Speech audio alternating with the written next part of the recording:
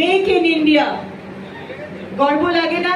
আসানসোলবাসীর জন্য অত্যন্ত আনন্দের দিন, এবং শুধু আসানসোলবাসী বলবো না, পুরো এই লাইনটা মানে গয়া অবধি হাওড়া যে বন্দে ভারত আজকে আমরা পেলাম, আসানসোলবাসী পেলেন, সমস্ত এই এই এলাকার মানুষের যে কতটা সুবিধে হলো। এবং এটা আমাদের জন্য দ্বিতীয় বন্দে ভারত। এর আগে পাটনা হাওড়া বন্দে ভারত আমরা পেয়েছি।